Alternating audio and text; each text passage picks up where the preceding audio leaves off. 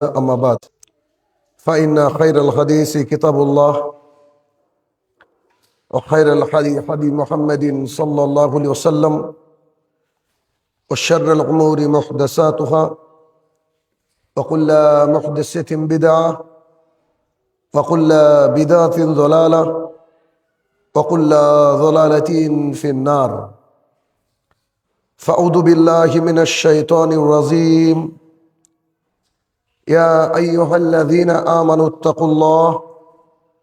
اتقوا الله حق تقاته ولا تموتن إلا وأنتم مسلمون. عن أبي هريرة رضي الله تعالى عنه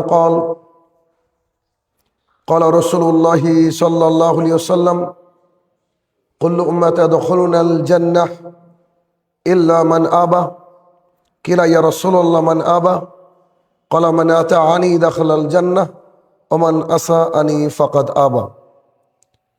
عن عائشة رضي الله تعالى عنها قالت قال رسول الله صلى الله عليه وسلم من عمل عملا ليس عليه أمرنا فهو رد.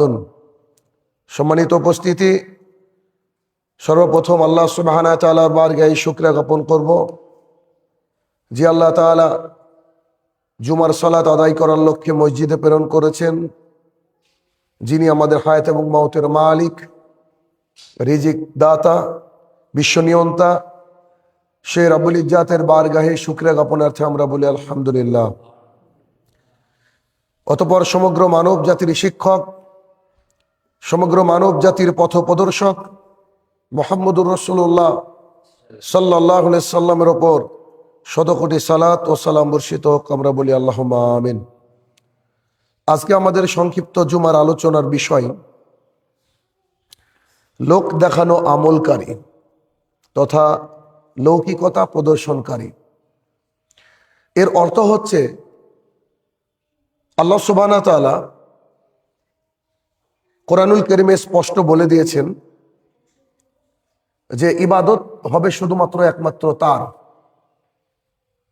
ইবাদতের তরিকা হবে মুহাম্মদ সাল্লাল্লাহু আলাইহি সাল্লামের। আমরা যদি আল্লাহ সুবহানাহু ওয়া তাআলাকে বাদ দিয়ে পৃথিবীর কারোর ইবাদতে মশগুল হই, তা আমাদের আমল গৃহীত হবে না, আমলগুলো সব নষ্ট হবে। আর যদি রাসূল সাল্লাল্লাহু আলাইহি সাল্লামের তরিকায় আমরা আমল না করি, তবুও সে আমল আল্লাহ তাআলার কাছে বাতিল। তো আমাদের আজকের খুতবার মূল বিষয় যেটা, সেটা হচ্ছে যে আমাদের ইবাদত হবে শুধুমাত্র আল্লাহ তাআলাকে দেখানোর জন্য, আল্লাহ তাআলার জন্য। পৃথিবীর আর কারোর জন্য ইবাদত হতে পারে না। সে বিষয়ে আমরা কোরআন এবং সুন্নাহর মাধ্যমে জানার চেষ্টা করব। আল্লাহ সুবহানাহু ওয়া তাআলা কোরআনুল কারীমের মধ্যে স্পষ্ট বলেছেন, কুল ইন্নাস সালাতি ওয়া নুসুকি ওয়াল মাহি ওয়াল মামাতি লিল্লাহি রাব্বিল আলামিন। বলো আমার সালাত, আমার কুরবানি, আমার যাবতীয় ইবাদত কেবলমাত্র আমার জন্য, লিল্লাহি রাব্বিল আলামিন, শুধুমাত্র বিশ্ব প্রতিপালকের জন্য ইবাদত। এখানে হয়তো দুটো বিষয় উল্লেখ করা হয়েছে যে আমার সালাত, আমার কুরবানি, এগুলো আমার জন্য, বাট সমস্ত আমল আল্লাহ তাআলার জমিন একজন বান্দা যখন করবে, তখন তার মাথার মধ্যে থাকবে আমি আমার রবের জন্য ইবাদত করছি। কিন্তু এই ইবাদত করার সময় কোনো সময় জেনে অথবা নিজের অজান্তেই আমরা লোককে দেখানোর জন্য, মানুষকে দেখানোর জন্য রিয়া প্রদর্শন করি, অর্থাৎ লোক দেখানো আমল করে ফেলি। আর এই আমল খুবই ভয়াবহ, যা কবুল তো হবে না, এটা অনেক সময় শিরকের পর্যায়ে চলে যায়।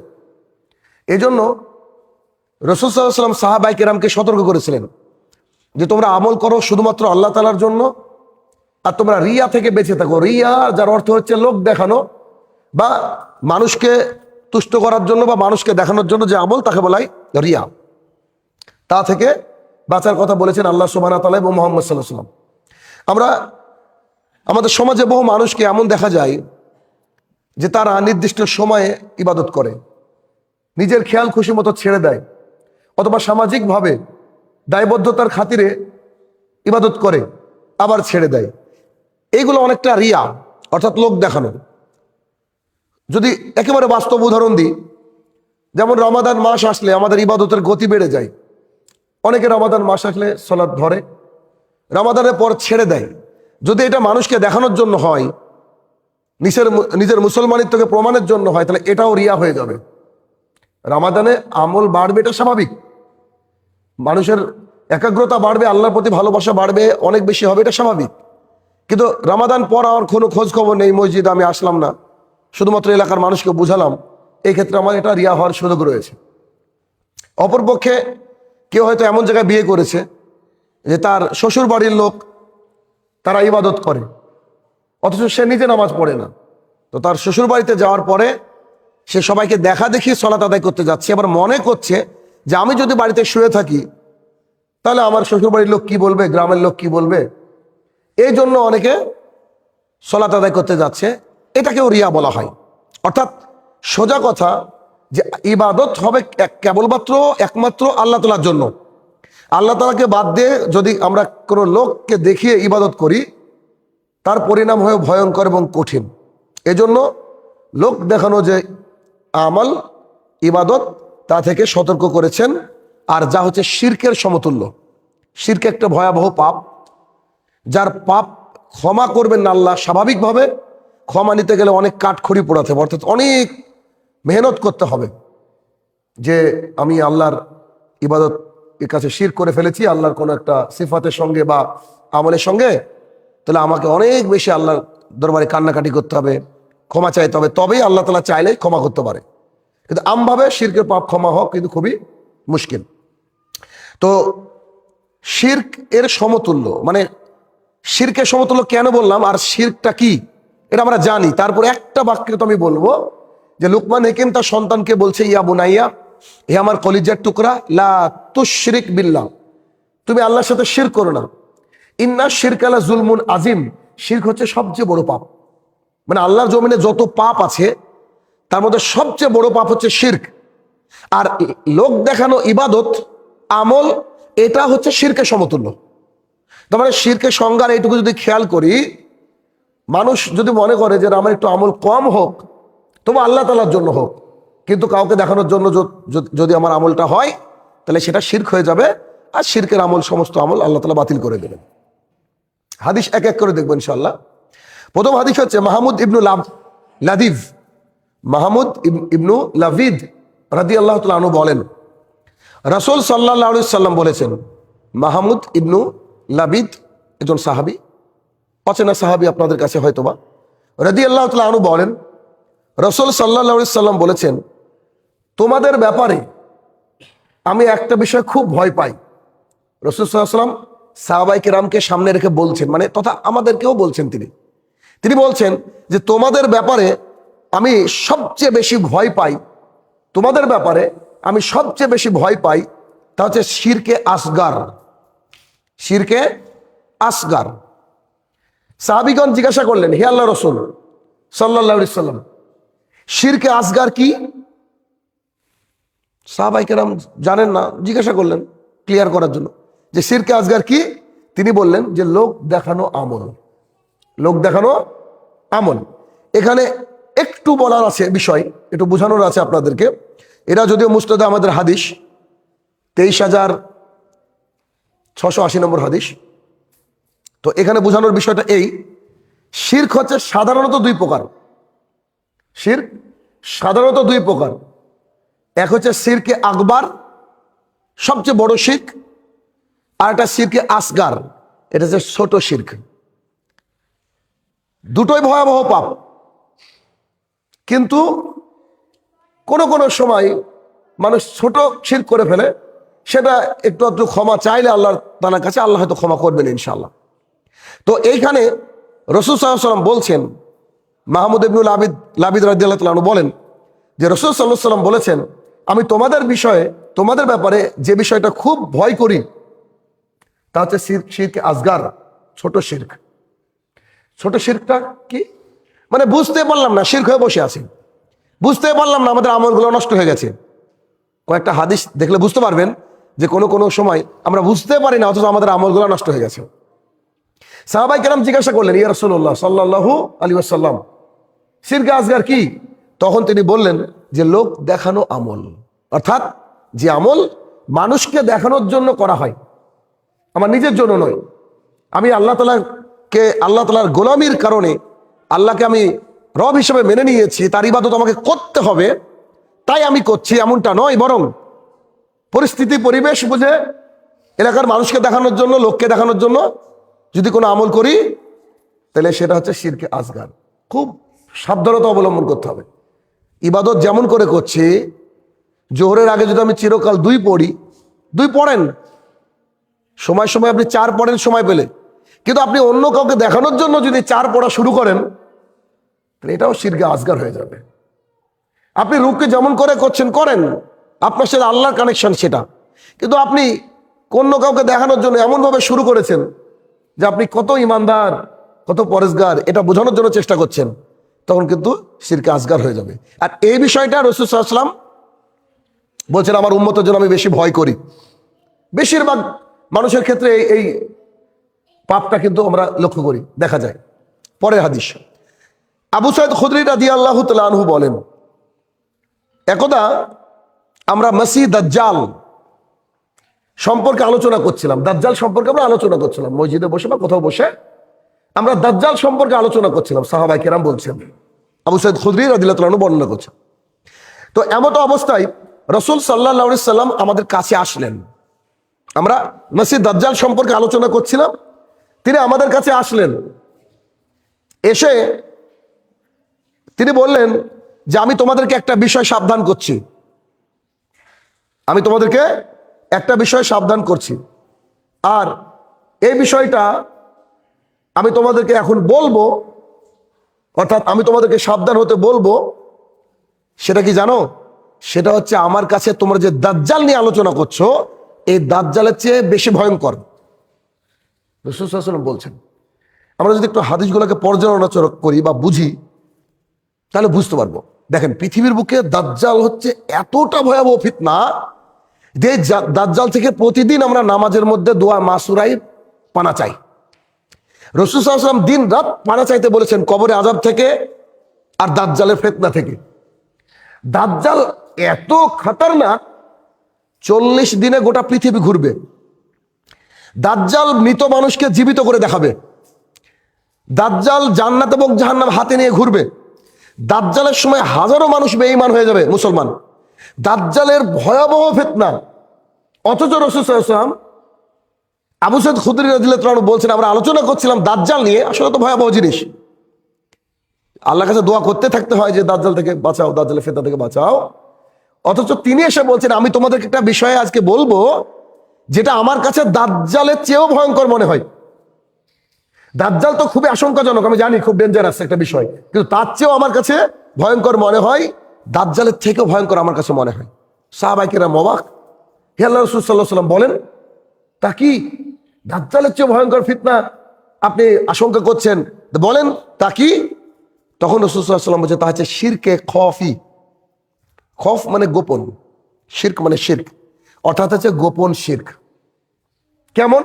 হাদিসের মধ্যে দেখেন রাসূল সাল্লাল্লাহু আলাইহি ওয়াসাল্লাম ক্লিয়ার করে দিয়েছে, কোনো ভাষা নাই যে আপনাকে এনে মানে কষ্ট করে জানতে হবে। আল্লাহ রাসূল সাল্লাল্লাহু আলাইহি ওয়াসাল্লাম ক্লিয়ার করে দিয়েছেন। তিনি বললেন যে আমি যা ভয় করি তা হচ্ছে শিরকে খফি। তা কেমন?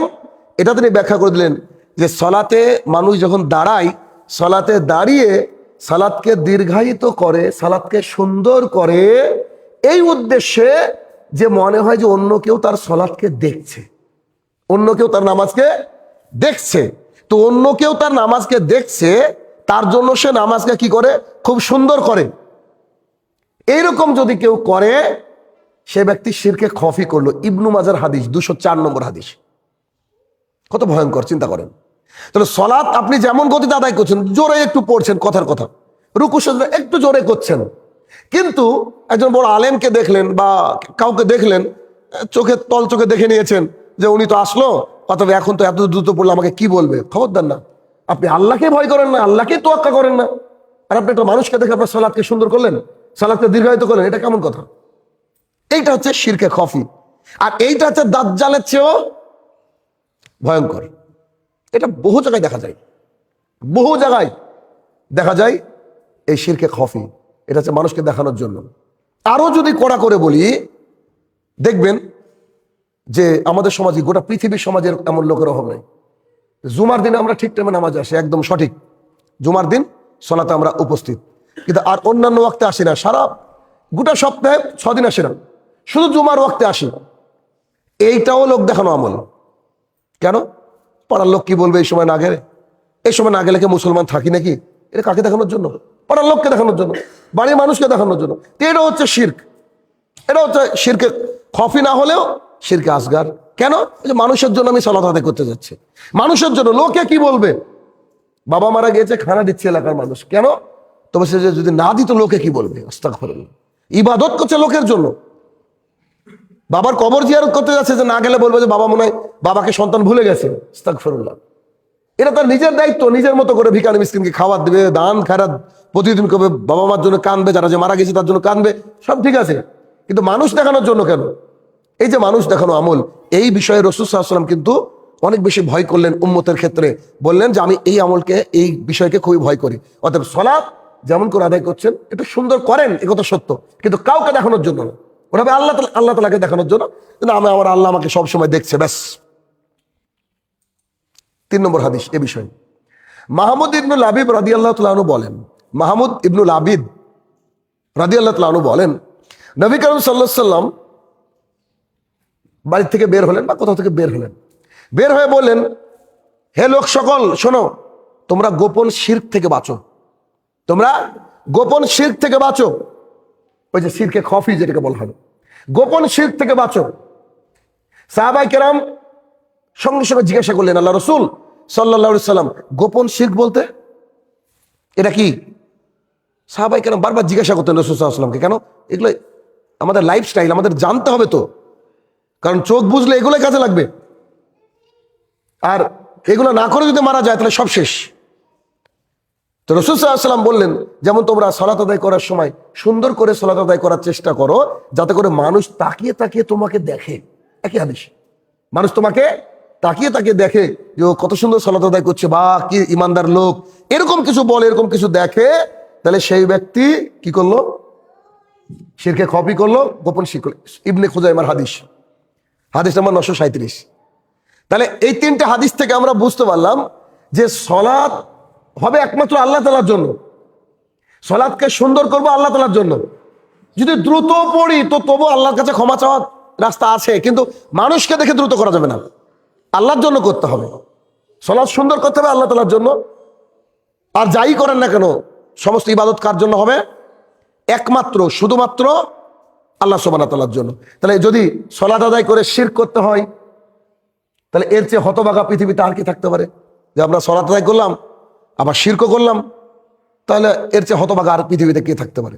1 নম্বর পয়েন্ট গেল। এটা হচ্ছে যে সালাত বা কোনো আমল লোক দেখালে এটা আল্লাহ তাআলা কাছে গৃহীত হবে না, ধরে নেন গৃহীত হবে না, কারণ এটা শিরকে আসগার আর শিরকে খফি হয়। আচ্ছা, এবার আসেন যে লোক দেখানো আমলকারীর পরিণতি কি হবে। এতক্ষণ বললাম যে এটা এটা করলে লোক দেখানো আমল হয়, কিন্তু এটার পরিণতি কি হবে? পরিণতি আমাদের জানার দরকার আছে। পরিণতি কি? দেখেন, শিরকের পরিণতি আমরা সবাই জানি, মোটামুটি বহু খুতবা শুনেছি, তারপর আমরা দেখবো একটু। আবু সাঈদ খুদরি রাদিয়াল্লাহু তাআলা আনহু বলেন, রাসূল সাল্লাল্লাহু আলাইহি সাল্লাম কে বলতে শুনেছি, আবু সাঈদ খুদরি রাদিয়াল্লাহু তাআলা আনহু বলছেন, আমি রাসূল সাল্লাল্লাহু আলাইহি সাল্লামকে বলতে শুনেছি, কিয়ামতের দিন,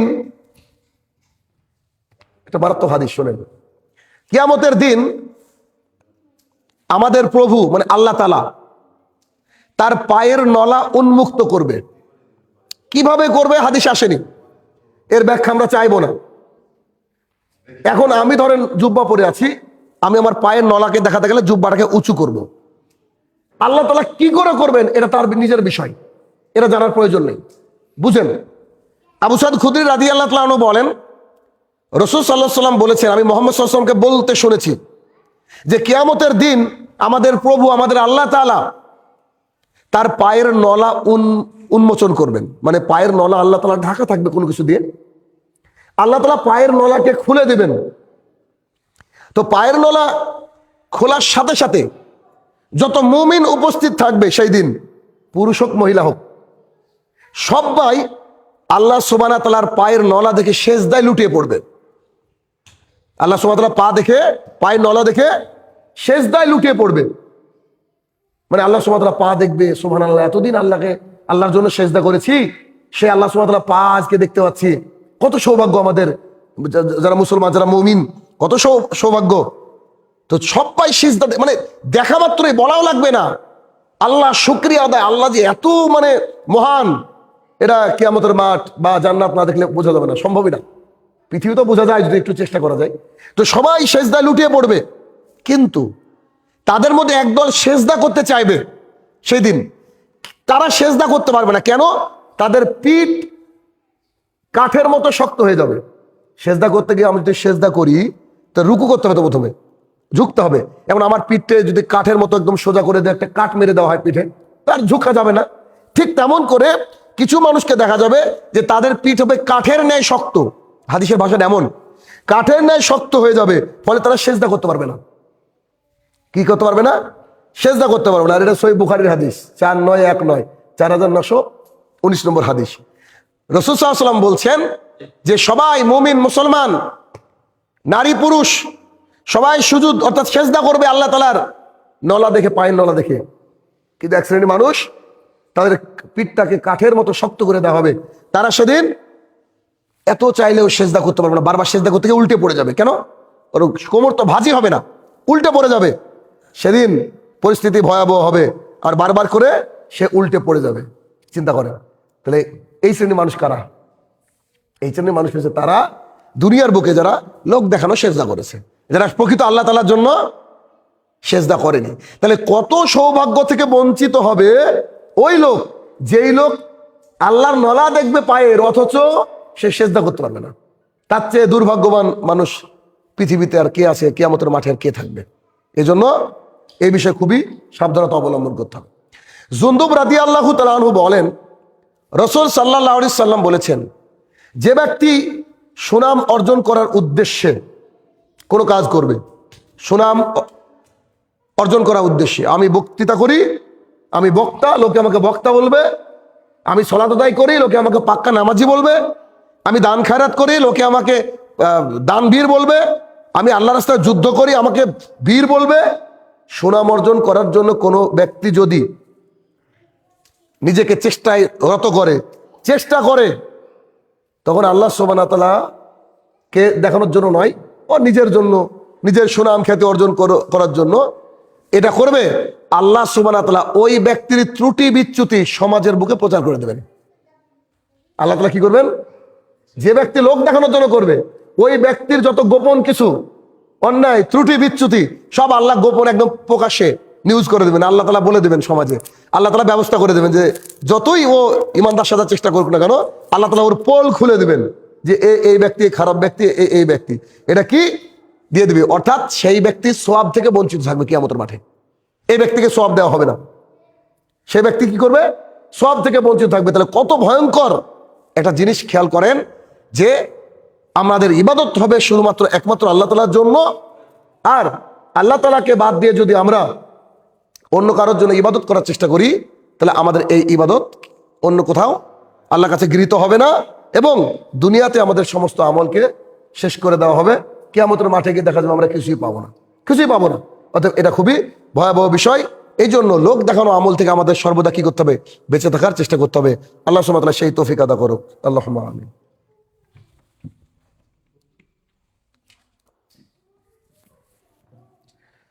আলহামদুলিল্লাহি ওয়াহদা, আসসালাতু ওয়াসসালামু আলা মান লা নাবিয়্যা বা'দা, আম্মা বা'দ।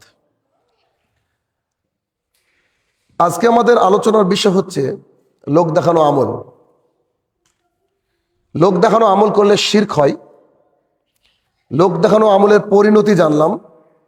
এখন আমরা জানবো যে লোক দেখানো আমলের পরিণাম হচ্ছে জাহান্নাম। আর এই হাদিস, যে হাদিসটা এখন আমি বলবো, এই হাদিসের ব্যাপারে যদি আমি কাহিনী বলতে যাই 1 ঘন্টা সময় লাগবে। মানে এত ডেঞ্জারাস এই হাদিসটা। একটু সংক্ষেপে, খালি হাদিসটা অনেক লম্বা, আমি বলবো, কিন্তু একটু একটা মানে ছোট্ট একটা ঘটনা উল্লেখ করলে বুঝতে পারবেন বিষয়টা কি। আমি খুবই সংক্ষেপে বলার চেষ্টা করছি, অনেক লম্বা কিছু। একজন বিখ্যাত ব্যক্তিত্ব, মানে অত নাম বলে আপনারা বুঝবেন না বা সমস্যা হবে, মাথায় রাখতে পারবেন না। তিনি মদিনাতে আসেন। মদিনাতে আসার পরে দেখলেন যে এক জায়গায় ভিড়। মদিনাতে আসার পরে এক জায়গায় ভিড়। তো তিনি জিজ্ঞাসা করলেন যে কি ব্যাপারে, এরা কি হচ্ছে? তো বলছে ওটা হচ্ছে রাসূল সাল্লাল্লাহু আলাইহি ওয়াসাল্লামের সাহাবী, তাকে প্রশ্ন করা হচ্ছে, তিনি উত্তর দিচ্ছেন। তখন বলছে তাই নাকি? তো বলছে জি। তো ঠিক আছে, আমি জিজ্ঞাসা করি আমি কি। তো তিনি বলছেন যে আমি আপনাকে একটা জিনিস জিজ্ঞাসা করব, আপনি আমাকে বলবেন? তো বলছে যে হ্যাঁ, পার্সোনাল, আলাদা, একটু সাইডে চলেন। তো বলছে চলেন। তো তাকে বলা হয়েছে যে আপনি এত হাদিস বর্ণনা করেন, শত শত হাদিস বর্ণনা করেছেন, হাজার হাজার হাদিস বর্ণনা করেছেন। তো জি। সরাসরি মুহাম্মদ সাল্লাল্লাহু আলাইহি ওয়াসাল্লামের মুখ থেকে বসে শুনছেন, আপনি বসেছেন, আল্লাহ সাল্লাল্লাহু আলাইহি ওয়াসাল্লাম বলছেন, এরকম একটা হাদিস শোনান, একটা মাত্র। যে সাহাবী এত হাদিস বর্ণনা করেছেন, তাকে বলা হচ্ছে যে আপনি একটা হাদিস আমাকে বলেন যেটা আপনি একবারে পুরো স্মরণ আছে, কোনো ভুলেননি কোনো বাক্য, আপনি আমাকে হুবহু মুহাম্মদ সাল্লাল্লাহু আলাইহি ওয়াসাল্লাম যা বলেছেন তাই বলেন আমার সামনে। তো এটা অনেক লম্বা, ইন শর্টে বলছি যে তিনি এই হাদিসটা বলতে গিয়ে, এখন যেটা বলবো, এই হাদিসটা বলতে গিয়ে 3 বার অজ্ঞান হয়ে গেছিলেন। এই হাদিসটা বলতে গিয়ে আবু হুরায়রা রাদিয়াল্লাহু আনহু 3 বার অজ্ঞান হয়ে গেছিলেন। হাদিসটা এত কঠিন, 3 বার, মানে বলতে একটা অংশ বলতে গিয়ে তিনি অজ্ঞান হয়ে যাচ্ছেন, আবার তাকে পানি ছিটা দিছে মুখে, আবার উঠছে, আবার পানি ছিটা দিছে। কি ভয়ঙ্কর! হাদিসকে তারা কিভাবে আমলে নিত চিন্তা করেন। হাদিসটা শুনেন। আবু হুরায়রা রাদিয়াল্লাহু তাআলা আনহু বলেন, রাসূল সাল্লাল্লাহু আলাইহি ওয়াসাল্লাম বলেছেন, কিয়ামতের মাঠে সর্বপ্রথম ডাকা হবে একজন ব্যক্তিকে, বা যখন বিচারের জন্য সবাই রেডি হয়ে যাবে, প্রস্তুত হয়ে যাবে, সেই সবারই মধ্যে একজন ব্যক্তিকে ডাকা হবে, যার সে হচ্ছে শহীদ। কিয়ামতের মাঠে সর্বপ্রথম, যে মাঝে মাঝে আমার মুখ থেকে একটা কথা শুনে দেখবেন, আপনারা শুনেন যে মৌলবি দিয়ে, ইমাম দিয়ে জাহান্নাম উদ্বোধন হবে, এটা হচ্ছে সেই হাদিস। দেখেন তো আবু হুরায়রা রাদিয়াল্লাহু তাআলা আনহু বলেন, রাসূল সাল্লাল্লাহু আলাইহি ওয়াসাল্লাম বলেছেন যে কিয়ামতের মাঠে প্রথম যে ব্যক্তিকে ডাকা হবে সেই ব্যক্তি হচ্ছে শহীদ। শহীদ কে বলেন তো? যে আল্লাহর রাস্তায় জীবন দেয়। ধরেন মুসাইব ইবনে উমাইর রাদিয়াল্লাহু আনহু শহীদ, রাসূল সাল্লাল্লাহু আলাইহি ওয়াসাল্লামের চাচা হামজা রাদিয়াল্লাহু আনহু শহীদ। শহীদরা আল্লাহ তাআলার কাছে উঠবে ওই অবস্থায়, গায়ে রক্ত, ছেঁড়া জামা, এটা নিয়ে উঠবে। কেন? শহীদদের বিশাল মর্যাদা, শহীদদেরকে জান্নাতে দিয়ে দেওয়া হবে, হিসাব নিকাশের অত দরকার হবে না। তো এই শহীদকে প্রথম হিসাব ডাকা হবে বিচারের মাঠে, ফার্স্ট, 1 নম্বর ডেকে আল্লাহ তাআলার কাছে নিয়ে যাওয়া হবে। দেখেন হিসাব, বিচার হচ্ছে কিয়ামতের মাঠে। আল্লাহ তাআলার কাছে নিয়ে যাওয়ার পর তাকে জিজ্ঞাসা করা হবে যে আপনাকে আমি যে যে নিয়ামত দিয়েছিলাম তা হচ্ছে এই, স্মরণ করেন। আপনাকে ক্ষমতা দেওয়া হয়েছিল, আপনাকে শক্তি দেওয়া হয়েছিল, আপনাকে যে নিয়ামত দিয়েছিলাম, যুদ্ধ করার ক্ষমতা দিয়েছিলাম, বা শক্তি দিয়েছিলাম, সামর্থ্য দিয়েছিলাম, বল দিয়েছিলাম, আপনি কি খেয়াল করতে পারছেন? তখন সেই ব্যক্তি বলবে, শহীদ বলবে জি। সে স্মরণ করতে পারবে যে সত্যি আল্লাহ আমাকে ক্ষমতা দিয়েছিল আল্লাহর কাজ করার জন্য। তখন আল্লাহ তাআলা তাকে বলবেন, এটা আপনি কোন রাস্তায় ব্যয় করেছেন? আপনাকে সামর্থ্য দিয়েছিলাম, ক্ষমতা দিয়েছিলাম, যোগ্যতা দিয়েছিলাম, এটা আপনি কোন রাস্তায় ব্যয় করেছিলেন? এই নিয়ামতটা অনুযায়ী আপনি কি আমল করেছেন? তখন সেই ব্যক্তি বলবে যে আল্লাহ, আমি পৃথিবীতে যুদ্ধ করেছি শুধু তোমার জন্য, তোমার কালেমার পতাকাকে উঁচু করার জন্য, তোমার দ্বীন ইসলামকে উঁচু করার জন্য, তোমার দ্বীন ইসলামকে রক্ষা করার জন্য আমি যুদ্ধ করেছি। আল্লাহ সুবহানাহু ওয়া তাআলা বলবে তুমি মিথ্যা কথা বলছো। আল্লাহ সুবহানাহু ওয়া তাআলা কি বলবেন?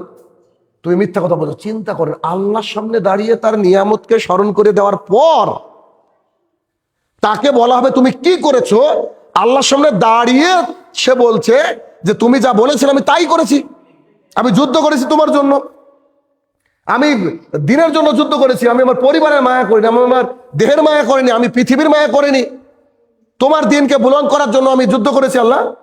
আল্লাহ তাআলা তাকে দাঁড়িয়ে বলবে যে তুমি মিথ্যাবাদী, মিথ্যা কথা বলছো। তুমি কেন করেছো জানো? তুমি করেছো যাতে করে মানুষ তোমাকে বলে বীর, মানুষ তোমাকে বলে বাহাদুর, খুব বিশাল বড় যোদ্ধা ছিল, বিশাল বড় নাম করা, 10 গ্রাম চিনতো, 10 দেশ চিনতো, তোমাকে এই কথা বলা হয়েছিল, অতএব তুমি এই কারণে এই কাজ করেছো। এই কথা বলার পর আল্লাহ সুবহানাহু ওয়া তাআলা তাকে বলবে, তাকে নিয়ে যাও, উপুড় করে টেনে তাকে জাহান্নামে ফেলে দেওয়া হবে। এবার বলেন, এগুলো তো এগুলো হাদিস। এখন আপনাকে আমাকে যদি আল্লাহ তাআলা বলে যে তোমাকে দুনিয়াতে পাঠিয়েছিলাম, তুমি আমার জন্য কি করেছো? সুদকে ছাড়তে পারোনি, স্ত্রীকে পর্দা করাতে পারোনি, খারাপ কাজের সাথে যুক্ত এখনো তুমি, কি বলেন? আমাদের উত্তর দেওয়ার কি রাস্তা আছে? জাহান্নাম কিছু মনে হয় না আমাদের। আবু হুরায়রা রাদিয়াল্লাহু আনহু এমনি তো অজ্ঞান হয়নি হাদিসটা শুনে, যে শহীদ, যে নিজে আল্লাহর সামনেও বলছে তর্ক করে যে আমি তো তোমার জন্য লড়েছি। আশ্চর্য, আল্লাহ তাআলা বলছে তুমি মিথ্যা কথা বলছো। তা আল্লাহ তো সব জানে, অন্তরের মালিক তো তিনি। আমার কাছে টাকা আছে, আমি যাকাত দিই না, এটা আল্লাহ জানে না? গ্রামের লোককে আমি বুঝিয়েছি যে আমার কাছে টাকা নাই, আমার সামর্থ্য আছে, আমি পারলে একটু কষ্ট হবে, রোজা করতে পারবো, রোজার আগে আমি অসুস্থ হয়ে যাই, এদিকে আল্লাহ জানে না? আল্লাহ তাআলার সামনে আমি, আল্লাহ তাআলা যখন দাঁড় হবো, তখন আল্লাহ তাআলা বলবে যে তোমার ওই বছর রোজা করোনি কেন? তোমার তো সামর্থ্য ছিল। আমরা না, আল্লাহ সামর্থ্য ছিল না। আল্লাহ দেখিয়ে দেবে আমার সামর্থ্য ছিল, আল্লাহ দেখিয়ে দেবে আমার জাকাতের টাকা হয়েছিল, আল্লাহ দেখিয়ে দেবে আমি ওষর, আমি 20 মণ হয়েছে, থাক, কাউকে বলবো না, এতটুকু গম, এতটুকু চাল, ওষুধ দেওয়া যায় নাকি, থাক না। এটা আল্লাহ তাআলা সব জানে, আল্লাহ তো জানে সবকিছু। তাহলে এই যে পরিস্থিতি চিন্তা করেন, কত বড় ভয়ঙ্কর হাদিস, যেখানে বলা হলো যে আমি বীর, আমি অমক ইত্যাদিকে জাহির করার জন্য তুমি করেছো, তাকে শুধু জাহান্নামে দেওয়া হলো না, উপর করে টানতে টানতে অপমান করে লজ্জাজনক পরিস্থিতিতে তাকে একবার জাহান্নামে ফেলে দেওয়া হলো। 1 নম্বর। 2 নম্বর, অতঃপর ওই ব্যক্তিকে বিচারের মাঠে উপস্থিত করা হবে। কোন ব্যক্তি? যে ব্যক্তি নিজে ইলম শিক্ষা করেছে, যে ইলম শিক্ষা করেছে, হুজুর আলেম, ইলম শিক্ষা করেছে, অপরকে শিক্ষা দিয়েছে, নিজে কোরআন পড়েছেও, আল্লাহ সুবহানাহু ওয়া তাআলার সামনে তাকে দাঁড় করানো হবে। আল্লাহ সুবহানাহু ওয়া তাআলা তাকে বলবে আমি তোমাকে একটা ভালো ব্রেন দিয়েছিলাম, আমি তোমাকে কোরআন শিখার ক্ষমতা দিয়েছিলাম, আমি তোমাকে অগাধ পাণ্ডিত্য দিয়েছিলাম, আমি তোমাকে মদিনা ইউনিভার্সিটিতে পড়ার অধিকার দিয়েছিলাম, ইত্যাদি ইত্যাদি কথার কথা। তুমি অনেক বড় আলেম, তুমি মাদ্রাসায় পড়েছিলা, দিনের জ্ঞান তোমার কাছে ছিল, বলো তুমি এটা কি করেছো? নিয়ামত কি তুমি পেয়েছিলা?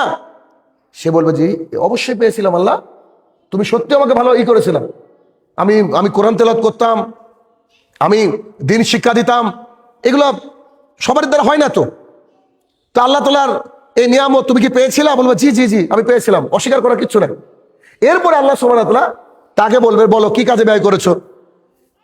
তখন সে ব্যক্তি বলবে যে বিশ্বাস করো আল্লাহ, এইগুলো শুধুমাত্র আমি দিনকে বুলন্দ করার জন্য, দিনের জন্য, শুধুমাত্র তোমার খাতিরে এগুলো আমি করেছি, শুধুমাত্র তোমার খাতিরে করেছি।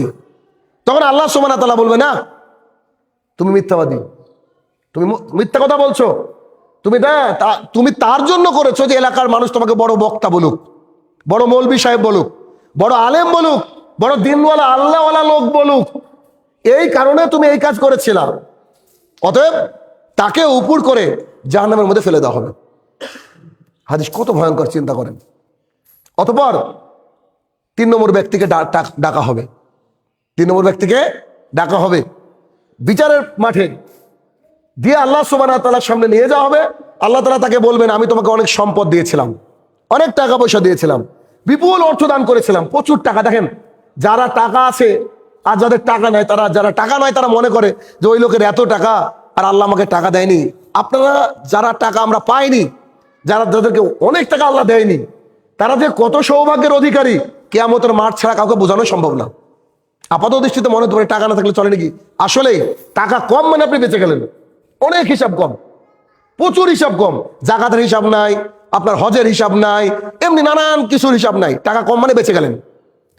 এখন আল্লাহ তাআলা তাকে বলবেন তোমাকে অনেক টাকা দিয়েছিলাম, বলো এই টাকাগুলো কি করেছিলাম, স্মরণ করতে পারছো? তো সেই ব্যক্তি বলবে জি আমাকে তো অনেক টাকা দিয়েছিলাম মাবুদ, প্রচুর টাকা দিয়েছিলাম। তো কি করেছো? তো বলছে যে আমি এগুলাকে তোমার রাস্তায় ব্যয় করেছি। কি বলবে? তোমার রাস্তায় ব্যয়। দেখেন, মানুষকে আল্লাহ তাআলা, আমি দুজনের উদাহরণ দিব, নাম নিব না, এগুলো রেকর্ড হয় যেহেতু। একটা ছেলে নর্মাল একটা কাজ করে, হয়তো তার মাস গেলে 40,000 50,000 ইনকাম, এরকম ইনকাম আছে, বা 60,000 ইনকাম আছে। সেই ছেলেটা রিসেন্ট 2বার উমরা করে আসলো। আমি এক এলাকার দুজনের কথা বলছি। আর একজন ব্যক্তির সাথে আমি কথা বলছি বসে, সেই ব্যক্তির 1 মাসে হয়তো কোনো কোনো মাস এমন যায় 10 লাখ 20 লাখ টাকা টার্নওভার হয়, বছরে কয়েক কোটি টাকার টার্নওভার হয়, এত বড় ব্যবসা। তা আমি তাকে বলছি, সে অনেক বড় মানুষ, আমি তাকে বলছি যে আপনারা এত নির্লজ্জ কেন, আপনারা তো বেহায়া কেন, আপনাদের মনে হয় না? আমি নিজের সময় বলছি, খুব ভালোবাসা আমাকে, খুবই কলিজাতে ভালোবাসা আমাকে। তাই ওকে আমি বলছি যে আপনাদের লজ্জা লাগে না যে এখন আপনি উমরা করতে পারেননি, হজ করতে পারেননি?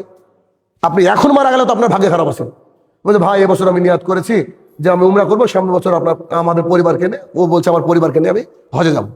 আমরা বললাম যে সামনে বছর যদি না বাঁচেন, দেখেন এই যে টাকা থাকলো বিপদ, তাহলে এইখানে আল্লাহ সুবহানাহু ওয়া তাআলা সেই ব্যক্তিকে নিয়ামতের কথা স্মরণ করে দেবে। তোমাকে টাকা দিয়েছিলাম তো, জি দিয়েছিলেন, বলো কি করেছো? বলবে আল্লাহর কসম করে বলছে তোমার রাস্তায় সব খরচ করেছি, দিন ইসলামের জন্য খরচ করেছি, মসজিদে দান করেছি, গোরস্থানে দান করেছি, তারপরে হচ্ছে যখন কোনো মাদ্রাসা চাইতে হেছে শহীদ মাদ্রাসা তাকে দিয়েছি। অর্থাৎ আমি আমার টাকা অনেকটাই আমি ওই খাতে খরচ করেছি যে খাতটা তোমার ছিল, আল্লাহর ছিল। আল্লাহ সুবহানাহু ওয়া তাআলা বলবে তুমি মিথ্যাবাদী, তুমি মিথ্যাবাদী। কেন? তুমি যা দান করেছো এই জন্য দান করেছো যে এলাকার মানুষ তোমাকে কি বলে? বাহাদুর, দানবীর। বাহাদুর নয়, দানবীর। জানো ওই এলাকায় একটা লোক আছে খুব দান করে, খুব দানের হাত, এই কথাটা শোনার জন্য তুমি দান করেছিলা। তাকেও উপর করে জাহান্নামের মধ্যে ফেলে দেওয়া হবে অপমান করে। এবার একটু ভাবেন তো পরিস্থিতি কি। সহিহ মুসলিমের হাদিস নম্বর বলছি, মনে রাখবেন 1905 নম্বর হাদিস। এটা আমি খুব বলি হাদিসটা, যে মৌলবীদেরকে মানে অনেক মৌলবীদেরকে ডেকে এরকম করে জাহান্নামে ফেলে দেওয়া হবে। তাহলে চিন্তা করেন একবার, যে লোক দেখানো আমল, মানুষকে দেখানোর আমল কত ভয়াবহ, কত কঠিন হতে পারে, যার ফলে আজকে একটা মানুষকে জাহান্নামে যেতে হতে পারে। দান সম্পদ দান করার ফলেও, ইবাদত করার ফলেও শুধুমাত্র তার মধ্যে যদি কি থাকে? লোক দেখানো বা রিয়া, এটা থাকে। অতএব আল্লাহ সুবহানাহু ওয়া তাআলা আমাদেরকে এই পুরো লোক দেখানো বা রিয়া প্রদর্শন থেকে আমাদেরকে আল্লাহ সুবহানাহু ওয়া তাআলা হেফাজত করুক, আল্লাহুম্মা আমিন। আমরা যেন সঠিকভাবে কোরআন এবং সুন্নাহ মোতাবেক আমল করতে পারি, আল্লাহ তাআলা যেন সেই তৌফিক আদা করে, আল্লাহুম্মা আমিন। আমরা ওই কবরের তলে যারা শাহিত আল্লাহ, তারা যদি ক্ষমার যোগ্য হয় তাকে তুমি ক্ষমা দান করো, আল্লাহুম্মা আমিন। আমরা যখন এখনো যারা হারাম এর সাথে সম্পৃক্ততা রাখি, আমরা যেন হারাম থেকে ফিরে হালালের পথে আসতে পারি, আল্লাহ তুমি সেই তৌফিক আদা করো, আল্লাহুম্মা আমিন।